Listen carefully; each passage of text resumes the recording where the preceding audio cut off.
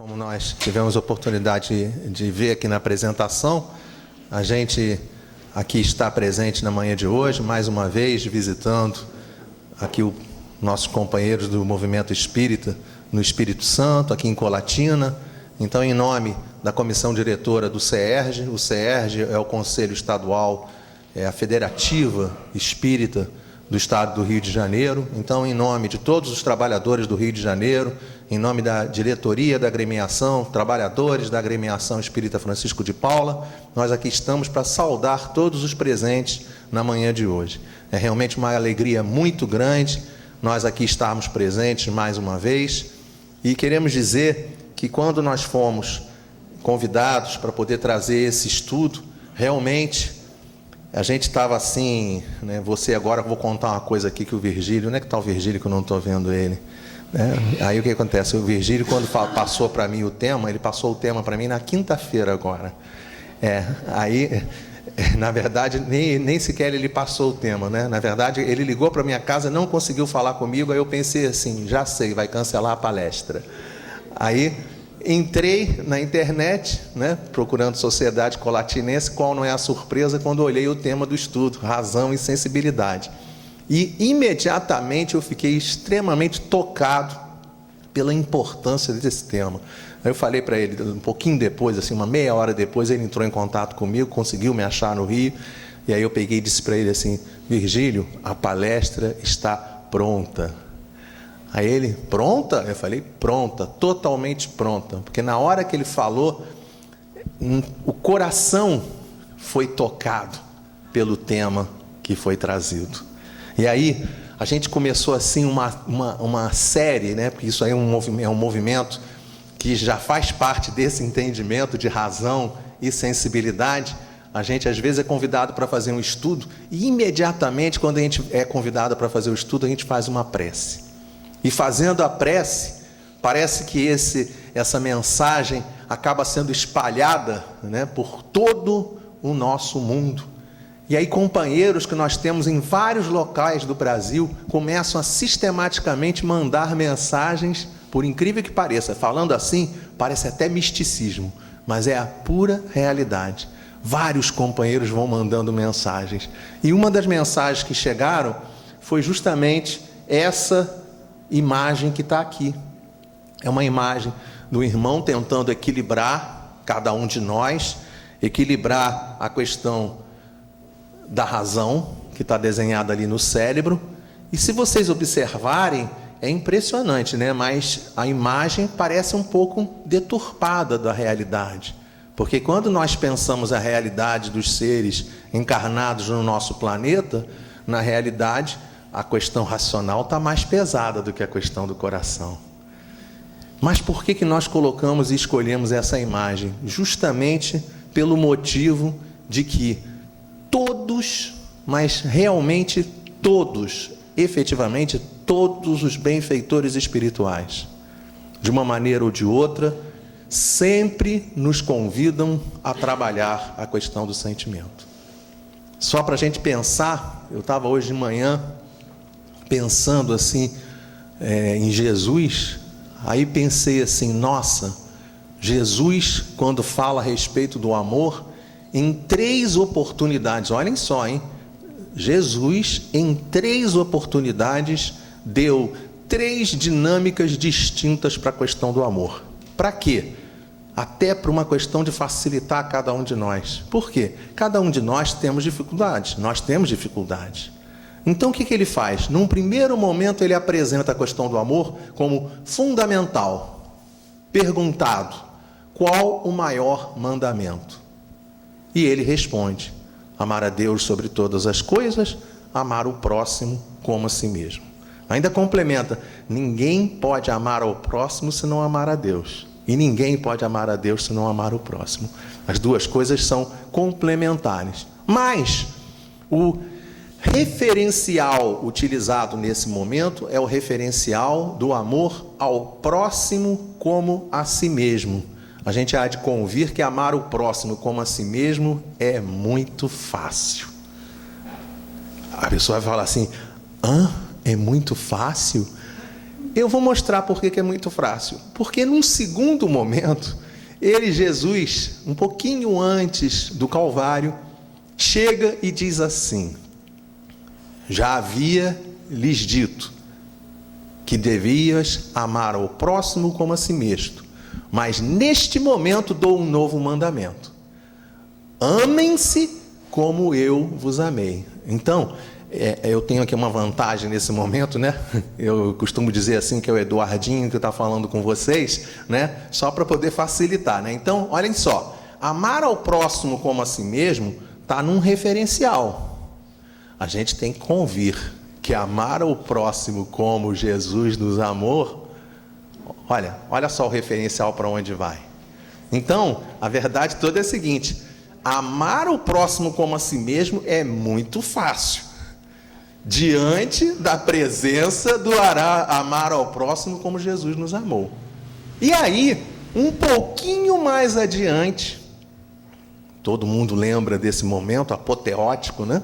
Em que ele está lá de bracinhos abertos, e ele diz para a nossa humanidade terrestre, diante de Maria, diante de João, diz: mulher, eis aí teu filho. Filho, eis aí tua mãe.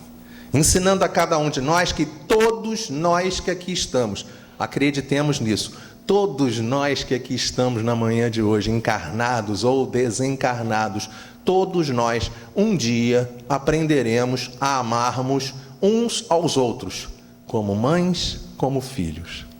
A gente tem mães aqui no ambiente?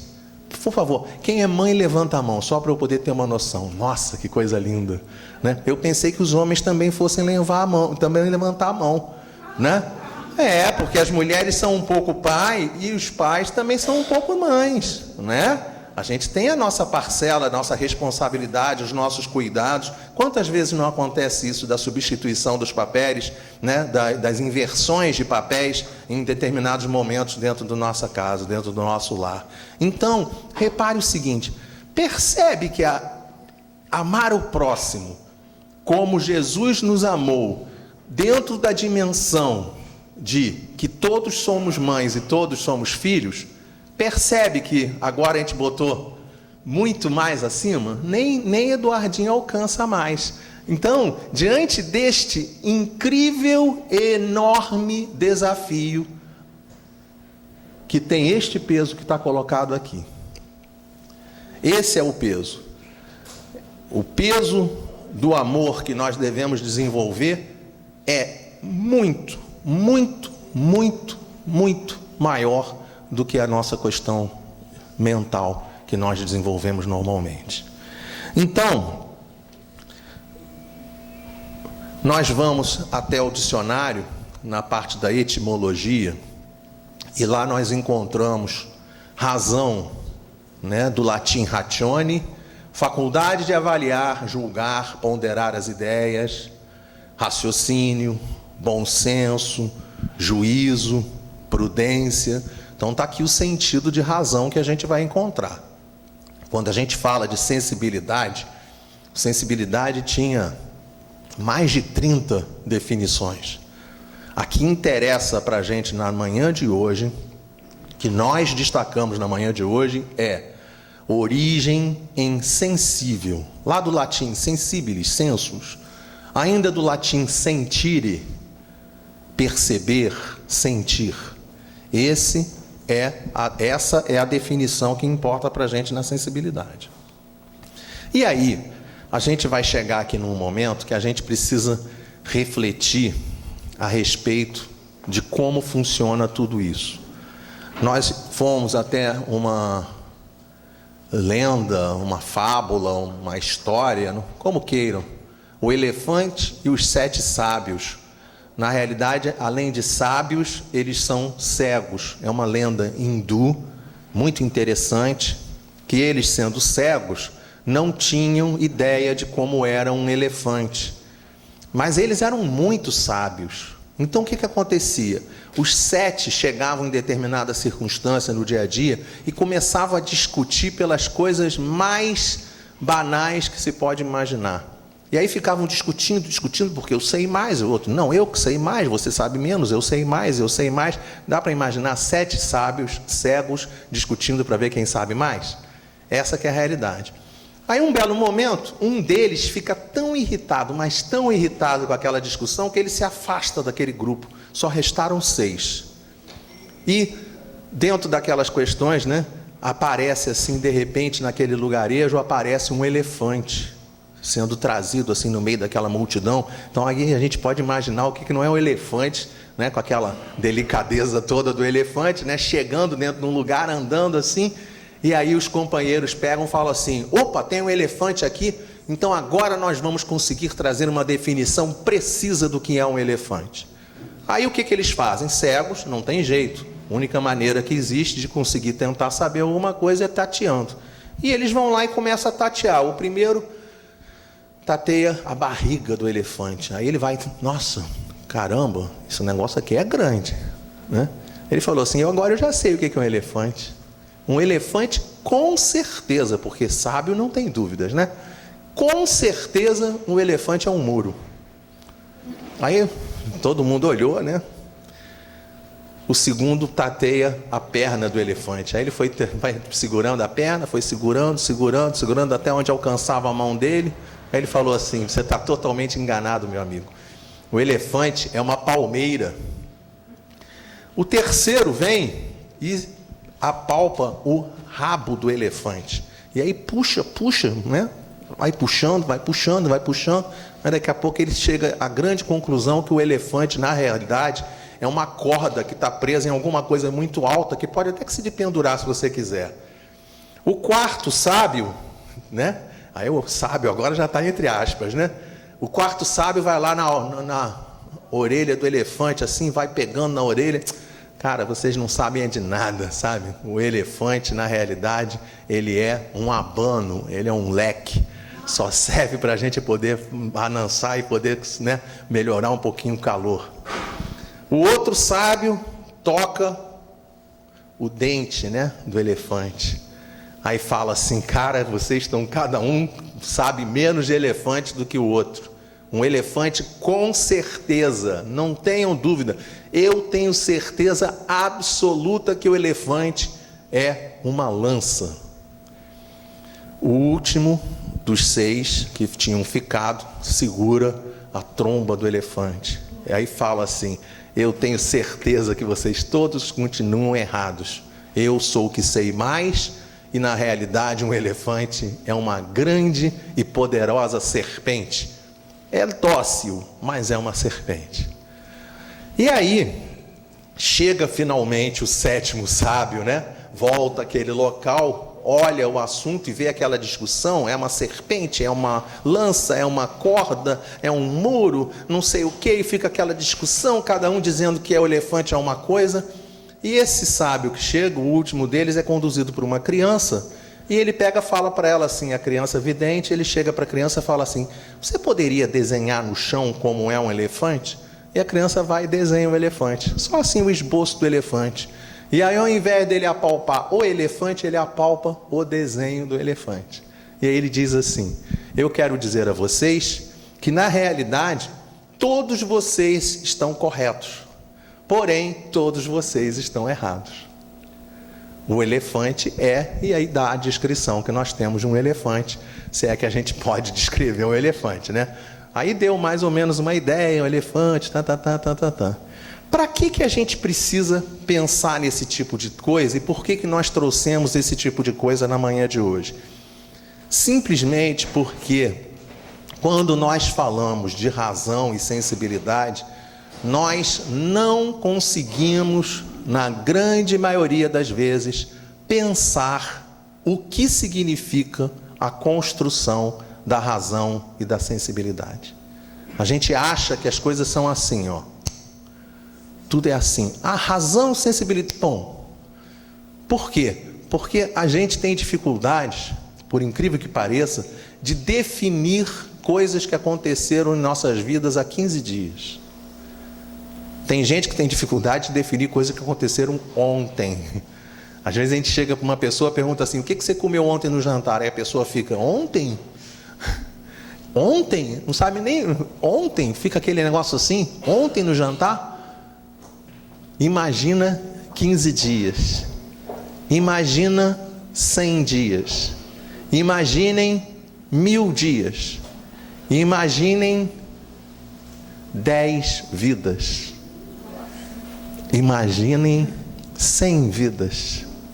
Imaginem 1000 vidas. Então a realidade toda é a seguinte: a gente sente o efeito, a gente sabe que aconteceu, mas a gente não sabe como aconteceu. A gente não lembra mais como aconteceu. Então nós vamos entrar num período agora do estudo em que nós não vamos desenvolver os slides, tá? Esses slides aqui vai ser uma série de slides que nós praticamente só vamos tirar assim uma foto deles, fazer uma leitura bastante rápida. Por quê? Porque o assunto desses slides é assunto para uma outra exposição, que seria o princípio inteligente e a sua evolução. Então, como é que isso acontece?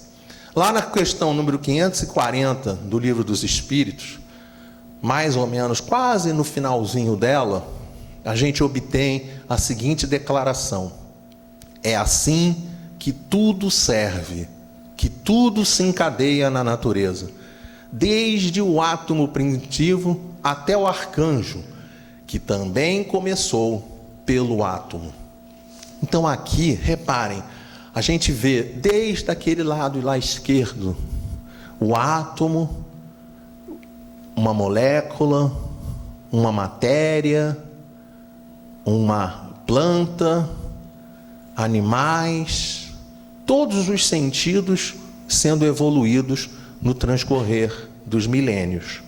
Só que, quando a gente vai analisar cada um deles, a gente vê coisas do seguinte tipo. Por exemplo, mineral. E aí entra aquela questão que eu falei. Não vamos perder tempo agora, tá? Vamos só ler para ganhar tempo e poder comentar a parte seguinte, que é o que importa mais para a gente, né? Inclusive, o Carlos está pegando lá o slide lá, né? Tá? Então vamos lá. Mineral, matéria inerte, não possui mais do que uma força mecânica. Não tem vitalidade nem movimentos próprios, formado apenas pela agregação da matéria.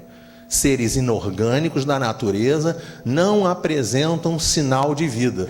E aí, para a gente, o que é mais importante na manhã de hoje, nesse enorme período que o princípio inteligente estagia na matéria, é o momento em que aprendemos as questões da atração, as questões do magnetismo, as questões da aglutinação. Tá? Estou fazendo aqui com a mão para vocês poderem ter bastante ideia. Imagina que a pessoa vai pegar uma massa, né? Aquelas questões de massinhas, né? Crianças brincam com massinhas, né?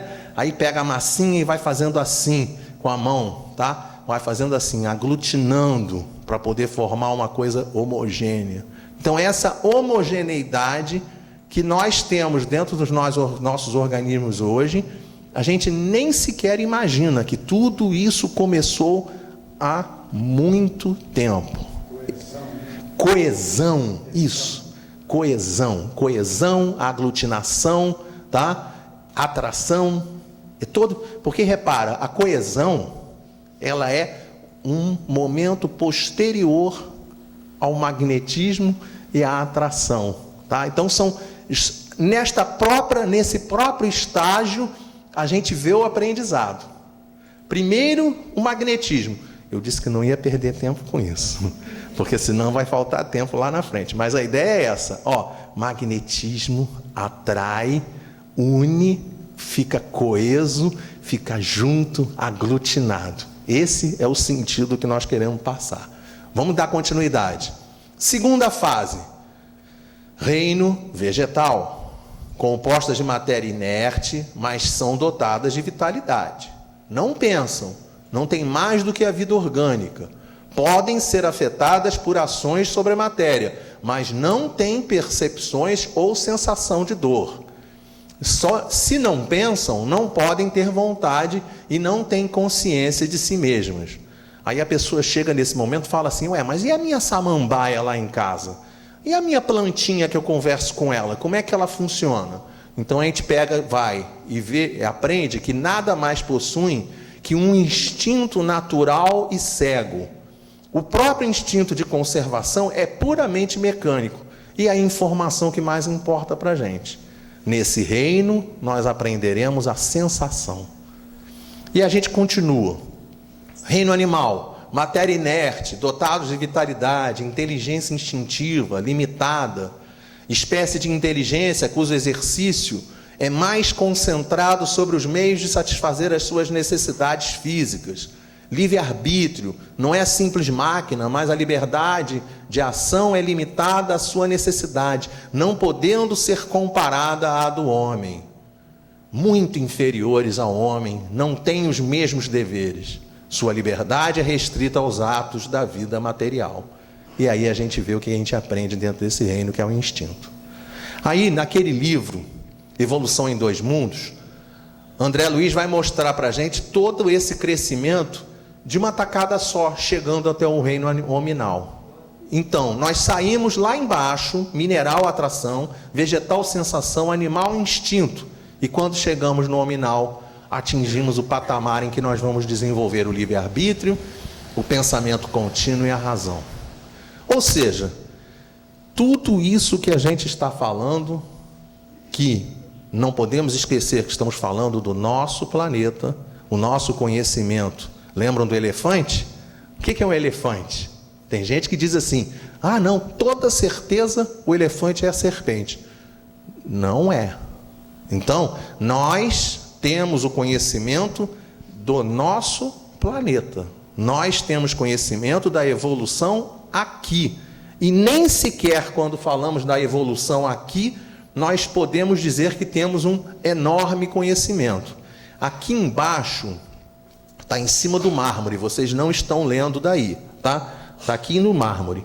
Tem justamente o primeiro reino, que é o reino Monera, lá embaixo. Esse reino, só para se ter uma ideia, algumas pesquisas, há cerca mais ou menos de uns 10 anos, estipulavam em torno de 2,3 bilhões de anos. Aí o pessoal estudou um pouco mais e há cerca mais ou menos de 4, 5 anos, chegou-se à conclusão que, na realidade, esse reino é um reino de 3,5 bilhões de anos. Alguma coisa, né? Olha as unidades que eles vão vendo, mostrando para a gente. Protista, 1,5 bilhões. Fungi, 570 milhões. Planta e animalia, 400 milhões de anos. Só para a gente poder entender e ter noção de que esses números são números totalmente inalcançáveis pelo nosso pensamento, a gente não tem sentimento, a gente não tem sensibilidade. Aquilo que a gente falou a respeito da aglutinação, a gente não consegue medir em ideia o que são 300, 400 milhões de anos. E aí, os hominídeos mais antigos que a gente vê, 4 milhões, 5 milhões de anos.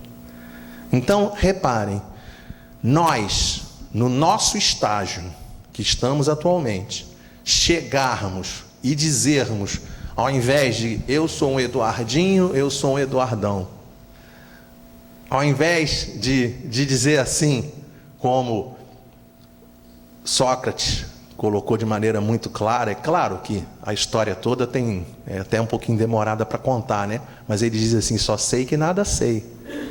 Essa é a nossa realidade. Nós espíritas, então, precisamos ter os pés no chão, porque senão o que acontece? A gente não consegue atender o que Allan Kardec define para nós como linha de conduta. Allan Kardec diz no Livro dos Médiuns, se eu não me engano, capítulo 3, se eu não me engano, diz assim, acho que é item 35 também, se não for 35, 33, nas proximidades, depois o pessoal em casa dá uma lida e vê onde é que está escrito a respeito do assunto. É preciso ler tudo. Por que preciso ler tudo? Porque se a gente não lê tudo, se nós ficarmos só, né? seremos constituídos como fanáticos. E aí é preciso a gente falar aquilo que a gente disse agora há pouco. Por isso que a gente precisa de lembrar as encarnações passadas. Porque a gente chega e diz assim, como é que nós falamos? Ah, o pessoal da Inquisição, nossa, eles eram terríveis. Pessoal da Inquisição, aquele pessoal, a gente faz assim, ó, porque eles eram terríveis. Não vou nem apontar para lá que ela está parada falando, não, você não. Eles lá da Inquisição. Aqueles que fizeram as cruzadas, nossa, eles eram terríveis. Aqueles que crucificaram Jesus, nossa, nem se fala. Então todo mundo tem essa grande mania de lavar as mãos. É a síndrome de Pilatos fazendo parte de cada um de nós. A gente lembra, a gente recebeu um vídeo pela internet, espetacular o vídeo, né? Porque nós já aprendemos com Adão e Eva, né? Você deve lembrar disso, né? Logo no momento em que eles comem, né, a fruta do paraíso, né? Aí Deus chega, está lá na Gênesis, né? Deus chega para Adão, aí pergunta para Adão, Adão, por que você comeu a maçã, Adão? Por que você fez isso, Adão? Né? Entre aspas, Deus entre aspas, tá? Aí Adão teria respondido assim, Senhor, a mulher que tu me destes, ou seja, ele coloca a culpa em Deus e na mulher, ele não. Não foi ele que comeu a maçã, ele comeu, mas ele não teve responsabilidade de comer a maçã. Então ele diz assim, a mulher que tu me destes, de uma tacada só acusa Deus e acusa a mulher. Aí Deus vai até a mulher, versículo seguinte, Eva, por que você fez ele comer a maçã? Aí ela diz assim, por causa da serpente. Então aquele vídeo mostra pra gente assim, uma criancinha, uma menininha, ela está com a caneta na mão, tá? Vamos tentar mostrar para vocês como é que é a história. Ela está com a caneta na mão, segurando a caneta, a geladeira está totalmente riscada, aí a mãe dela pergunta para ela, né?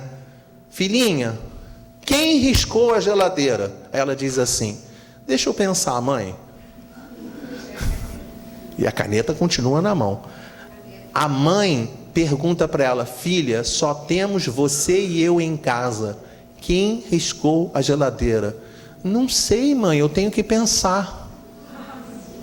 Minha filha, o que você tem nas mãos? Aí ela olha para a mão direita e fala assim, nada. Minha filha, eu estou falando da outra mão. A caneta está lá, ela faz assim, dedo, mamãe. E ela vai em frente, a mãe vai colocando ela na parede, colocando ela na parede, colocando ela na parede. Quando tudo está impossível, ela vira para a mãe e fala assim, mamãe, vamos ver se tem macarrão dentro do armário? Ou seja, a situação dela é escapar de qualquer maneira. Fuga desesperada da responsabilidade. Foi a caneta, pois é. Então eu queria dizer o seguinte, que nós dizemos assim, né? Ah, essas crianças, olha aqui essas crianças, quem somos essas crianças? Nós somos essas crianças que não conseguimos enxergar a dimensão dessas colocações. Por exemplo, Leon Denis traz para a gente, aliás, diga-se de passagem, a frase é dita, eu vou aqui tentar dizer, se alguém lembrar, me corrija, tá? A inteligência dorme no mineral, sonha no vegetal, se agita no animal e acorda no homem. Aí a gente vai em todas as obras de Leon Denis e não encontra isso escrito. Tudo, pode procurar onde quiser, todas as obras, internet, tudo que o máximo que a gente encontra é alguém dizendo assim, Leon Denis disse isso. Aí a gente pergunta, onde? Ninguém consegue responder. O que Leon Denis diz, e aí nós somos precisos nesse assunto, é no livro O Problema do Ser, do Destino e da Dor, na página 122, ele diz isso que está escrito aqui na tela. Na planta, a inteligência dormita, no animal sonha. Só no homem acorda, conhece-se, possui-se e torna-se consciente. E o mineral? Ele não fala nada sobre o mineral. Ele não fala nada sobre o mineral. Lá na página 122, não tem problema. Lá na página 122 é isso que está escrito. Quem quiser pegar o livro, pega o livro, vai estar lá escrito isso. Está lá a página 122, para não ter dúvida para vocês. Tá? A edição é a encadernação nova da FEB, que é essa encadernação grandona, tá? Com aquele papel amarelado, que fica de ótima qualidade, não cansa de ler. E o que importa para a gente aqui? Na planta, a inteligência dormita. Vocês sabem o que é dormitar? Pouca gente sabe o que é dormitar. A pessoa pensa assim, dormitar? Dormitar é dormir. Dormitar é um dormir, mas não é um dormir como o dormir que a gente está acostumado. Tá? É aquela, sabe, as mulheres vão entender o que eu estou querendo dizer, né? Está sendo gravado para o Brasil inteiro, né? A gente vai falar, né? Fica gravado, não tem problema não. Sabe o maridão que às vezes deita no sofá com o controle, ele pega o controle, segura o controle assim na mão, aí ele deita, aí faz assim, ó, apaga, né? Fecha o olho e já está dormindo, tá? Aí a pessoa pega e tenta tirar o controle da mão dele. Às vezes ele bota o controle no lado, a pessoa muda o canal. Se mudar o canal, ele acorda imediatamente e fala assim, por que você tirou do canal que eu estava vendo? Aí você pergunta, mas meu Deus do céu, você estava dormindo. Não, eu estava vendo televisão. Então, essa é o sentido de dormitar. Está dormindo, mas não está muito. Ou seja, olha lá, a inteligência na planta dormita. Leon Denis depois diz, no animal sonha. E aí que ele traz os conceitos para nós, que aí é fora de série, né? Quem quiser levantar a mão dizendo assim, em qualquer estágio, não, eu já estou nesse estágio, pode levantar, tá bom? Quem de nós pode dizer assim que já acordou? Eu já estou desperto. Quem de nós pode dizer que já se conhece? Quem de nós pode dizer que já se possui? Não, eu tenho domínio sobre mim, eu já me possuo. Quem de nós pode dizer que já está consciente? Então, percebem? A gente demora milhões e milhões e milhões de anos para conseguir chegar no reino do homem, no reino nominal. E mesmo no reino nominal, nós continuamos ainda patinando. Continuamos seguindo a nossa escalada evolutiva bem pouquinho, bem pouquinho. Estava conversando outro dia com um professor. Ele dizia para mim assim, indignado, ele dizia assim, eu não aceito que uma pessoa chegue para o aluno e diga que ele, entre aspas, é burro por não saber determinada matéria. Por que isso? Porque ele colocou de maneira muito clara, dizendo assim, às vezes a pessoa não conhece um assunto, mas conhece outro. Às vezes, ela pode não dominar um assunto, mas ela domina outro. Então, nós não temos o direito de expressar juízo de valor sobre os nossos semelhantes. E, na realidade, nós deveríamos ter muito equilíbrio para poder emitir valor de juízo sobre nós mesmos. Por quê? Porque nós ainda não acordamos. Se nós pararmos para pensar a quantidade de vezes que nós chegamos para pessoas conhecidas nossas e dizemos assim, fulano, acorda, desperta. Olha só, se a pessoa não acordou, ela está dormitando ou está sonhando. Ela ainda não conseguiu assumir o controle sobre o reino nominal. Então, na realidade, é uma incoerência nós chegarmos e esperarmos que nós conseguiremos a nossa transformação assim. Não é assim que funciona.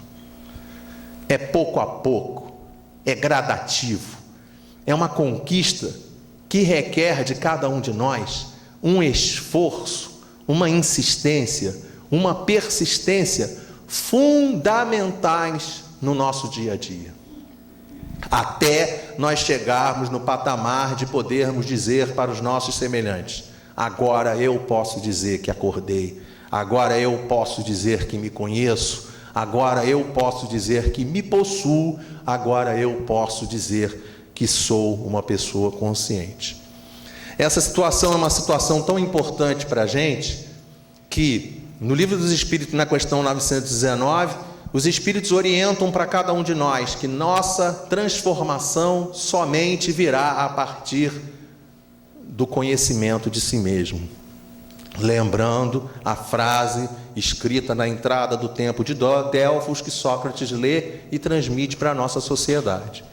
Mais do que isso, Pestalozzi, já trazendo a visão da união entre a razão e a sensibilidade, já diz de maneira muito clara que é preciso unir mente, coração e mãos. Olha que coisa interessante, hein? Unir mente, coração e mãos. Por quê?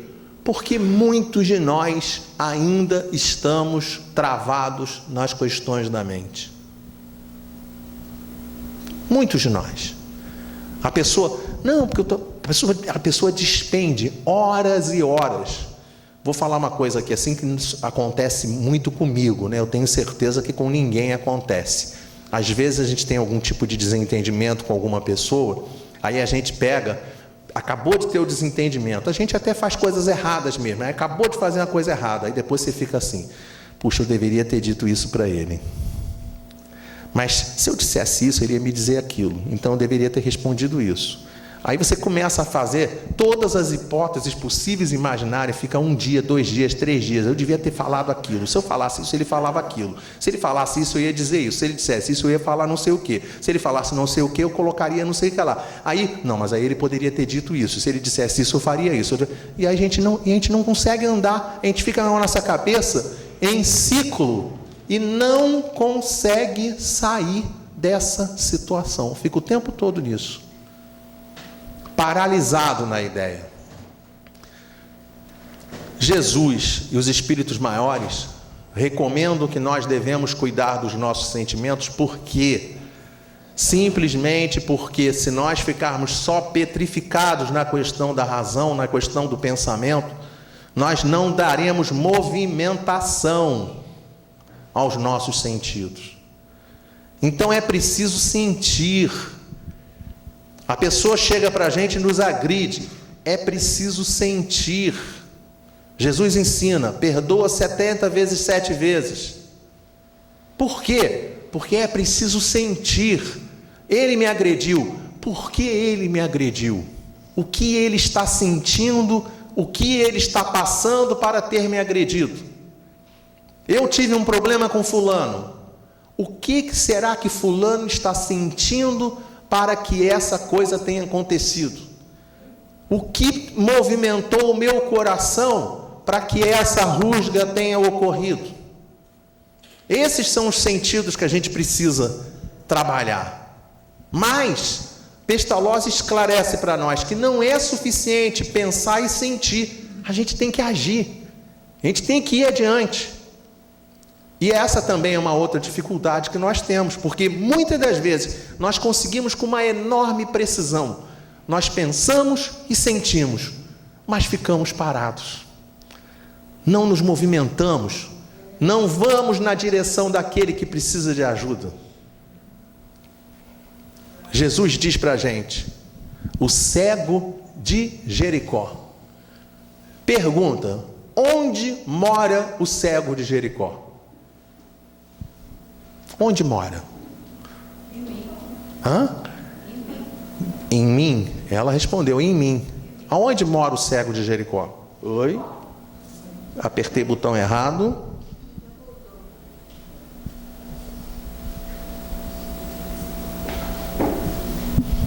E foi lá para trás. Vamos voltar lá. Onde mora o cego de Jericó? Em mim? Ou será que ele mora dentro de cada um de nós? Ah, está falando por você, né? Exatamente. Mas a gente entende que ele mora dentro de nós? Que nós somos esses cegos? Claro, é essa que é a ideia. A verdade é que... Porque Jesus mostra para a gente assim, que a pessoa precisa despertar, a pessoa precisa conseguir enxergar, e nós temos essa dificuldade de conseguir enxergar essa realidade no dia a dia. Nós temos uma enorme dificuldade, então a gente já consegue movimentar a cabeça e o coração, nós já estamos mais ou menos nós já conseguimos fazer isso. Virgílio falou para mim assim, a quantidade de irmãos que vêm ao centro espírita é flutuante. A pergunta que a gente faz, por que a gente não vai na casa espírita? Por que a gente não vai? Porque na maior parte das vezes a gente consegue pensar que tem que ir, a gente consegue sentir que tem que ir, mas não consegue movimentar a nossa ação. A gente fica como se fosse assim, como se fosse uma outra pessoa que fosse ser prejudicada pela ausência no centro espírita. Ora, se nós nos sentimos bem quando a gente chega na casa espírita, a gente se sente bem. A gente praticamente não consegue encontrar uma pessoa que saia do centro espírita na mesma condição que chegou ao centro espírita. A grande maioria de nós, se não a totalidade, quando chegamos ao centro espírita, chegamos num determinado padrão de pensamento, num padrão de equilíbrio. Quando saímos, nos saímos renovados, nos saímos em condições infinitamente melhores. Por que a gente não vem ao centro espírita? Lembram da garotinha? Por que a mãe chega para a garotinha e insiste com ela para obter se ela rabiscou a geladeira? Por que a mãe e o pai chegam para aquela criança, que é aquela criança difícil, aquela criança arteira, e chega e fala repetidamente o mesmo conteúdo? Por que o pai faz isso? Para que ele possa aprender, para aquela criança aprender. Então, quando esses bons espíritos insistentemente dizem para nós que nós precisamos juntar esses conteúdos e precisamos, sobretudo, ir na direção daquele que necessita, isso significa que nós não estamos sabendo fazer isso. E nós precisamos fazer isso. Outro dia eu estava numa cidade, lá no Rio de Janeiro, não, foi aqui no Espírito Santo, foi lá no interior, né, perto lá de Marataízes, agora lembrei. E aí um companheiro uma vez, né, a gente estava falando sobre algumas coisas, né, dizendo assim, né, que a gente às vezes está andando na rua e vê uma pessoa caída no chão, coisa que acontece lá no Rio de Janeiro, por exemplo, isso acontece, infelizmente isso ocorre. A gente está andando e vê uma pessoa caída no chão. Aí nós chegamos e dissemos para os companheiros que estavam naquela localidade, perguntamos para eles assim, por que quando a gente olha uma pessoa no chão, a gente não vai na direção dela? Aí sabe o que eles me responderam? Olha, eu queria te dizer que aqui nós não temos isso não. Eles disseram isso, naquela localidade não tem isso. Ou seja, nem sequer entendeu o que a gente está falando, a pessoa conseguiu entender. Porque na realidade nós não estamos falando daquela pessoa que está no chão, propriamente dita. Nós estamos falando de qualquer pessoa que esteja com problemas diante da situação do dia a dia. É qualquer pessoa.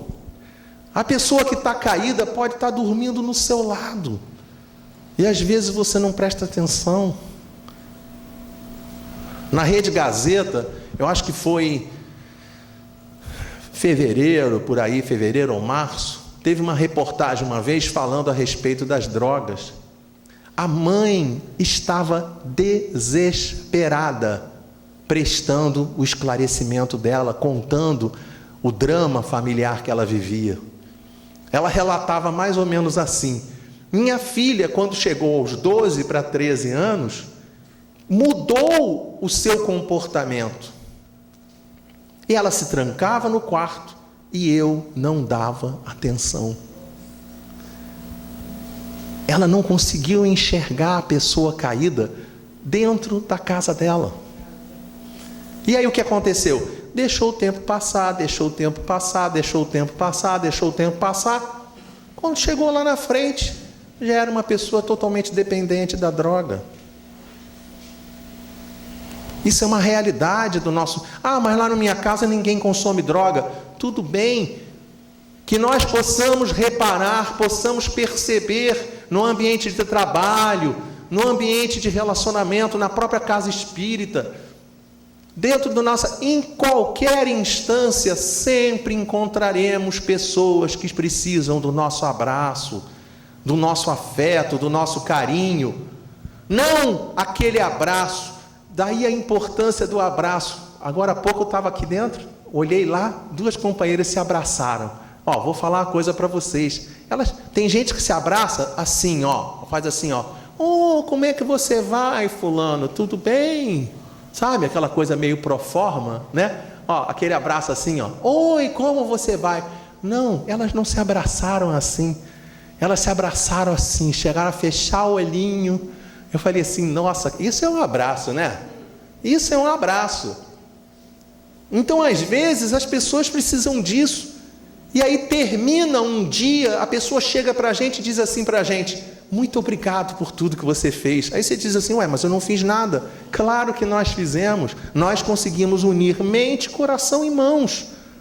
Porque nós aprendemos que devemos ser afetuosos. Mas não basta aprender que tem que ser afetuoso. Nós temos que sentir a questão. E não basta aprender e sentir. Tem que agir. Tem que abraçar. Tem que cumprimentar. Tem que falar. Tem que amar o seu semelhante. Esse é o desafio de cada um de nós. Aí posso contar uma experiência minha. Estava lá no Rio de Janeiro, dentro do supermercado mundial. Aí estou lá dentro do mercado, tranquilamente, feliz. Aí chega no caixa. Aí virei para a caixa e falei: bom dia. Aí a caixa: bom dia. Aí tinha a empacotadora no lado. Eu falei para ela: bom dia. Ela não me respondeu. Aí eu disse a segunda vez: bom dia. Ela fez assim, olhou para um lado, olhou para o outro, arregalou um olhão. Eu falei: bom dia, é para você mesmo. Ela falou assim: ninguém dá bom dia para mim. Vocês já imaginaram o que significa você ficar o dia inteiro parado no lado de um negocinho que fica fazendo assim, bip, bip, bip, bip, bip, bip, bip, bip, o dia inteiro ouvindo bip? Dá para imaginar o que essa pessoa sofre? Dá para imaginar o que ela ouve quando dorme? Ela deve dormir, ela não pode nem botar despertador, tem que pedir para alguém acordar, porque se o despertador ficar bip, bip, bip, ela vai falar: estou normal, isso é meu normal. 24 horas por dia de bip, bip, bip, bip, passando no ouvido dela. E a gente não cumprimenta. Não cumprimenta o ascensorista, não cumprimenta o guarda de trânsito, não cumprimenta aquele que está na rua, varrendo a rua. Não cumprimenta os invisíveis que estão ao nosso lado. Coisa de Rio de Janeiro. Não aqui, Colatina não existe isso. Não cumprimenta os vizinhos. Não sabe o nome do vizinho. Eu não estou dizendo para a gente controlar a vida do vizinho, mas a gente tem que cumprimentar aqueles que estão ao nosso lado. Para a gente poder pensar. Fala aí, meu irmão, pode falar. Eu trabalho na empresa, eu vou fazer a entrega, eu chego lá, é uma sala igual aqui assim. Chego lá, eu falo bom dia, ninguém responde nada, eu fico calado. Companheiro dando o relato dele, entra numa empresa, né? Carlos, se tem condição de mexer a câmera? Tem? Filma o salão para a gente poder ter noção do tamanho do salão, só para a pessoa ter noção. O companheiro entra num ambiente desse tamanho como está agora sendo registrado na câmera. Esse é o tamanho do ambiente. Ele cumprimenta as pessoas e ninguém responde. Isso é muito sério. Isso é muito sério. Só para a gente poder ver que existem determinados irmãos da nossa sociedade, gente pequenininha, né? Gente pequena, né? Gente pequena é maravilhoso, né? Olha lá, olha só como é que Madre Teresa lê o que Pestalozzi ensinou. As mãos que ajudam são mais sagradas do que os lábios que rezam. Por quê? A pessoa aprende a ficar o dia inteiro, qualquer coisa, graças a Deus, qualquer coisa que Deus me abençoe. Jogadores de futebol, então, nem se fala, né? Eu imagino que seja complicado, porque uma turma fica num lado, se Deus quiser eu vou ganhar. Aí outra turma no outro lado, se Deus quiser eu vou ganhar. Mérito, nem pensar. Treinar, nem pensar. Desempenho, nem pensar. Tudo a pessoa pensa e fantasia como se fosse dessa forma. Claro, nem mesmo uma folha seca cai que não seja pela vontade do Pai. Porém, nós não podemos simplesmente ficar inertes, paradinhos, achando assim, Deus vai me ajudar. Fizemos uma entrevista com uma irmã, determinada ocasião, 25 aninhos. Aí eu olhei para ela, e ela dizendo, eu estou com tanta dificuldade financeira, e eu aqui com essa barriga desse tamanho, vou ter um filho, eu estou com muita dificuldade financeira. E Eduardinho, né, bobo, vai e pergunta, filha, quantos filhos você tem? 13. 25 anos, 13 filhos. Aí a gente pergunta, minha filha, 13 filhos, e já está com o 14º a caminho? Aí ela diz, foi Deus quem quis. Compreendem o que a gente está dizendo? É preciso ter ação, é preciso ter atitude, é preciso ter movimentação, é preciso entender que nós somos os construtores do nosso futuro.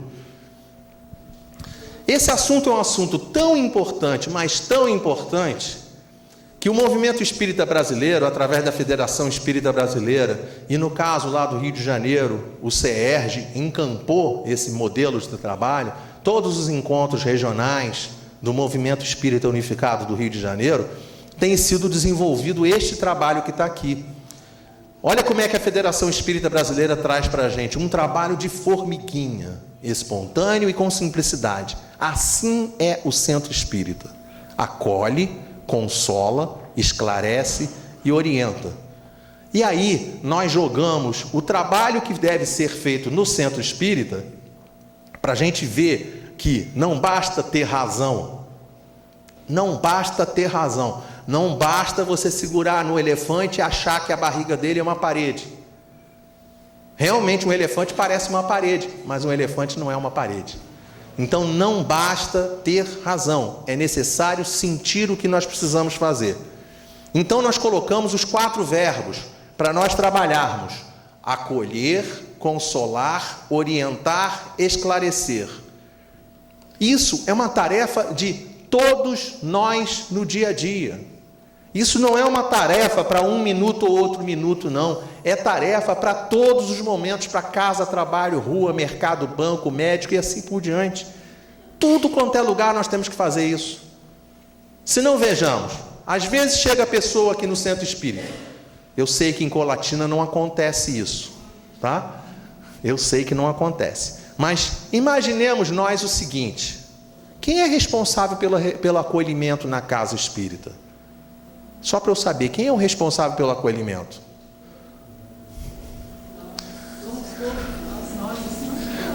Olha que coisa incrível, né? Olha só, tá vendo só? Era a hora de todo mundo dizer assim, de cara, né? Afinal, quem é?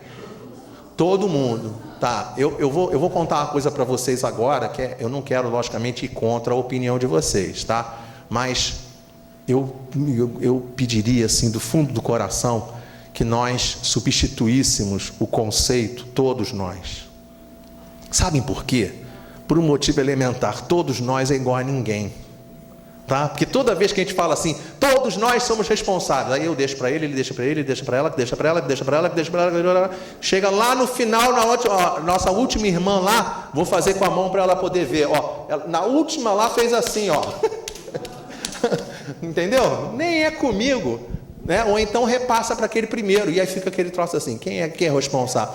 Na realidade, todos nós não, cada um de nós é responsável pelo acolhimento. Então, já que cada um de nós é responsável pelo acolhimento, eu vou configurar para vocês uma situação.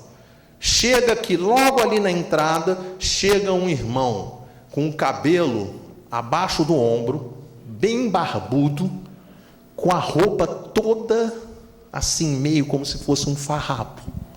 O que a gente fala para ele? Hein? A gente convida para entrar? Se for na nossa casa,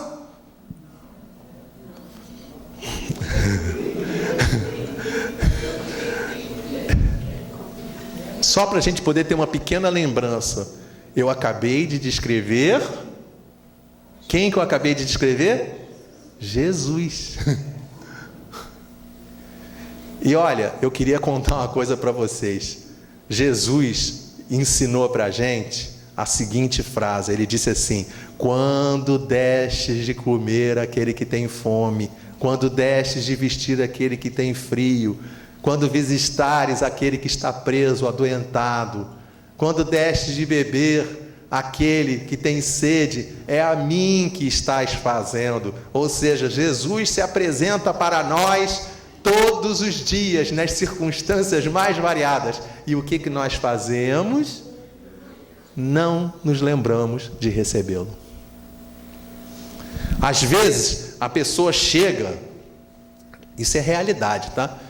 A pessoa chega, reunião mediúnica então nem se fala, tá? Às vezes a pessoa chega e se apresenta para a gente assim, precisando de alguma orientação. Aí o companheiro vai receber a pessoa, cheio de boa intenção, claro, né? Aí vai receber, como é que o senhor vai? Tudo bem? Eu queria dizer ao senhor que a doutrina espírita codificada por Allan Kardec é uma doutrina que não... Aí começa a falar todos os preceitos da doutrina espírita. Quando o irmão termina de falar, ele pergunta assim: onde é que tem uma igreja perto da rua Santa Maria mesmo, hein? Ou seja, ele quer orientação e a gente está querendo esclarecer. Aí o irmão chega na casa espírita, está querendo saber o esclarecimento. Aí a gente pega, meu irmão, vem cá, meu irmão. Aí vai dar colo, vai dar acolhimento excessivo. Não é isso que ele precisa. Ele está querendo esclarecimento. Aí depois de toda aquela coisa, todo aquele mise-en-scène, chega a pessoa, ele chega para a gente e fala para a gente assim: eu só queria saber que dia que tem reunião de ESD aqui. Quando é que tem estudo doutrinário na casa espírita? Só isso que eu queria saber. Eu não quero colo, não quero esclarecimento, não quero nada disso, só quero saber o dia da reunião. Então, nós precisamos identificar o que as pessoas estão fazendo. É isso que o Espiritismo faz conosco. Pergunta: qual é a única maneira que existe de nós identificarmos o que o outro quer? Hã? Sim, perguntar, mas nós temos dois ouvidos e uma boca. Para que a gente quer falar tanto? Inicialmente a gente tem que acolher, né? Claro, mas uma coisa... Acolhe, bom dia. Isso. Olha o nosso companheiro aqui. Olha o acolhimento. Bom dia, meu irmão. Bom dia, companheiro. Bom dia, amigo. Seja bem-vindo. Um acolhimento inicialmente superficial. Não é aquele acolhimento, aquela coisa profunda. É uma coisa super... Vamos identificar o que ele necessita. Vamos ouvir o que ele tem a nos dizer. Pode falar, minha irmã. Lá onde eu moro, eu vi uma grávida, você falou, 23 anos. E ela está com a barriga de quem olha, gente. Ela falou que era gente. Aí eu ofereci, porque a gente vê que ela não tinha nada. Ela tem 2 filhas pequenininhas. O marido está preso. Aí eu ofereci a ela, ela vinha aqui pra gente conversar. Ela perguntou de que religião que eu era. Eu sou kardecista. E lá, se eu falar que eu sou espírita, eu sou escorraçada. Entendi. A dificuldade nossa, né? Que olha só. Aí ela falou, o que é kardecista? Mas eu fui explicando a ela que a gente ajuda. Vamos lá conversar, a gente orienta você. Ela explicou um monte de coisa que ela está fazendo, sendo acompanhada. E quando eu cheguei na casa dela, dá medo, porque eu nunca vi aquilo. Então. Aí ela falou para mim que na quarta-feira ia fazer cesárea, o médico de Latina que ia ligar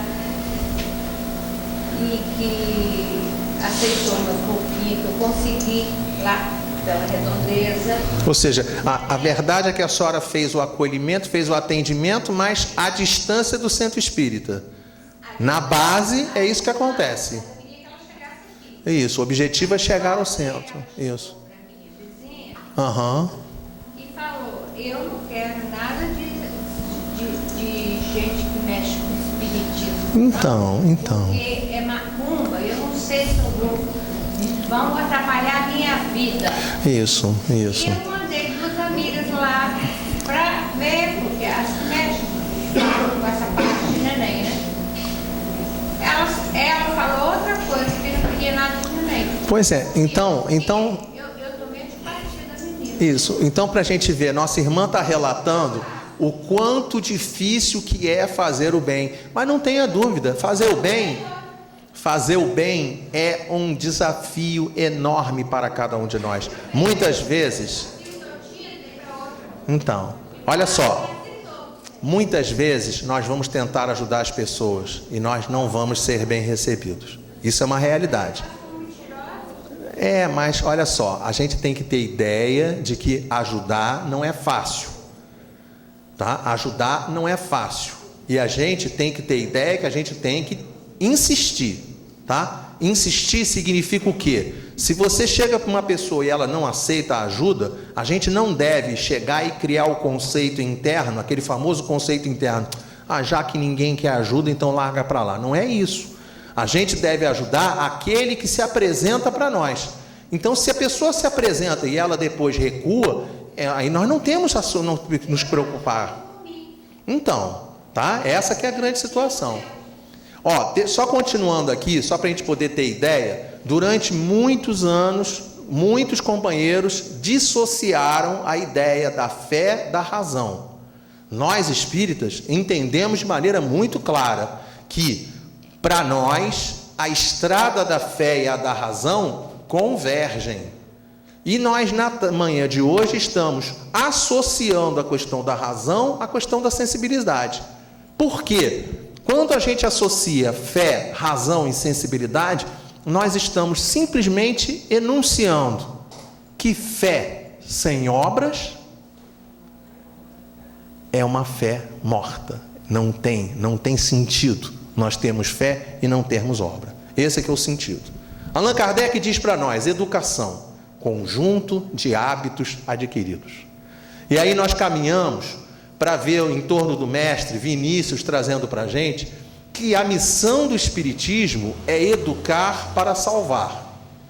Ou seja, a missão do Espiritismo é que nós, dentro dos estudos, dentro das reflexões, dentro das leituras, consigamos fortalecer o nosso modo de procedimento, criando hábitos bons, hábitos cristãos.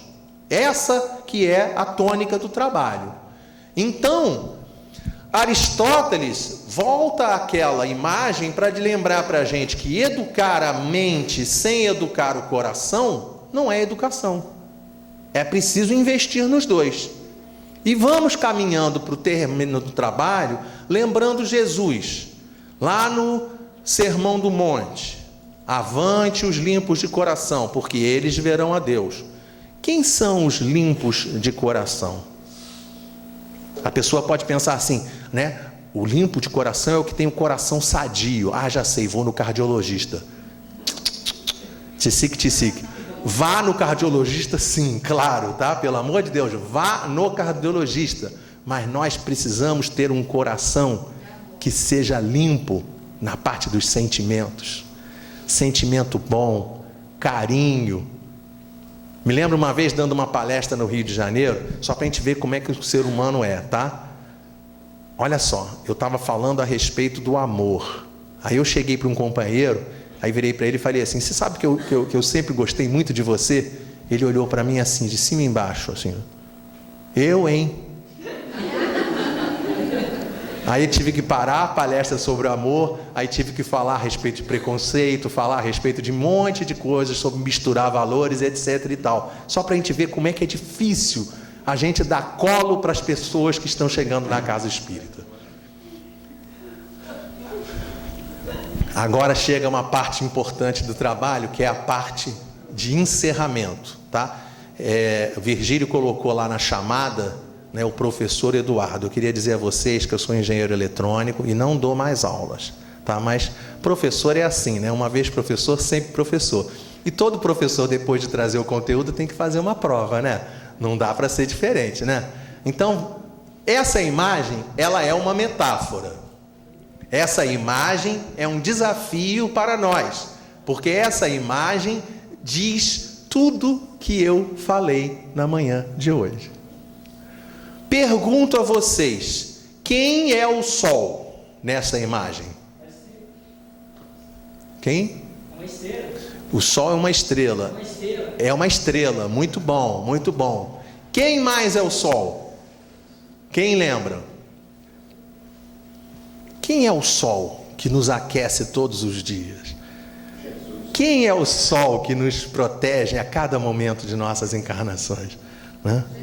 Jesus, né? Bezerra de Menezes chega para a gente numa prece, uma vez, através da psicofonia de Divaldo Pereira Franco, e diz assim: tu és o nosso sol.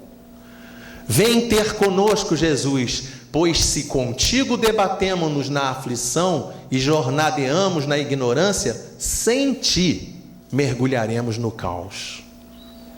Aquece-nos, Senhor, para sermos dignos do teu inefável amor. Vamos continuar. Aonde estamos nós na imagem que está aqui? Nós somos os girassóis, né? Vocês lembram daquela música de evangelização? Já deve ter sido cantada aqui, né? Nós somos as florinhas de um jardim cheio de luz, né? A terra é o canteiro, o jardineiro é Jesus. Então nós somos os girassóis. Alguém está percebendo alguma coisa a respeito do girassol? Estamos virados de costa para o sol. O que a gente precisa fazer? Precisamos nos voltar para os ensinamentos da ética e da moral do Cristo. Precisamos. É uma questão de vontade. A gente não pode acordar num domingo de manhã, chovendo, se esforça, se arruma, toma café, vem ao centro espírita, ouve 1h e pouco de estudo e não vamos aproveitar isso que está aqui diante de nós, os ensinamentos que estão diante de nós. Aproveitemos, ouçamos o convite que estamos recebendo. Por que às vezes não recebemos e não ouvimos os convites? Por causa das nuvens que representam os problemas do nosso dia a dia. As nuvens, às vezes a gente está tão envolto nos problemas que não conseguimos perceber a luz do sol chegando até nós. E aí o que acontece no dia a dia? Recebemos o convite de vir à casa espírita, a gente sabe que tem que vir à casa espírita, mas a gente pega e diz assim: estou com uma preguicinha. A gente diz para o outro: não, você precisa ir ao centro. Você também, você precisa ir ao centro. Você precisa ir ao centro. Vocês sabiam disso? Aí compreende que as nuvens são passageiros. Os problemas são passageiros. Olha Jesus trazendo mais uma vez o Evangelho para a gente. Não devemos nos preocupar com o dia de amanhã. Não se preocupe com o dia de amanhã. E agora, para ver se a gente tira 10. Até agora está todo mundo tirando 10, está muito bom. Mas agora é a questão que mais vale ponto. qual é o nome da estrada? Atitude, a vida. Eu tenho uma resposta que eu considero a resposta que é assim, né? Que é ensinamento evangélico. Olha que lindo, né? Qual é o nome da estrada? Eu sou o caminho, a verdade e a vida. Ninguém vem ao Pai senão por meu intermédio. Então que a gente possa efetivamente, não apenas na manhã de hoje, como todo domingo, como todos os momentos de nossas vidas, que a gente possa deixar que essa paz, que esse amor, que essa atitude de carinho que está sendo dada nesse grande abraço de olhinhos fechados. Ó, abraço de olhinhos fechados. Olha lá como é que é, tá bom? Viram só como é que é lindo isso? Abraço de olhinhos fechados. É Jesus mostrando para nós que efetivamente nós devemos unir a nossa razão, a nossa sensibilidade e juntar com as nossas obras, com as nossas ações. Que Deus nos ampare, que Jesus ilumine os nossos caminhos, e como eles sempre terminavam falando no cristianismo nascente: paz em Cristo Jesus.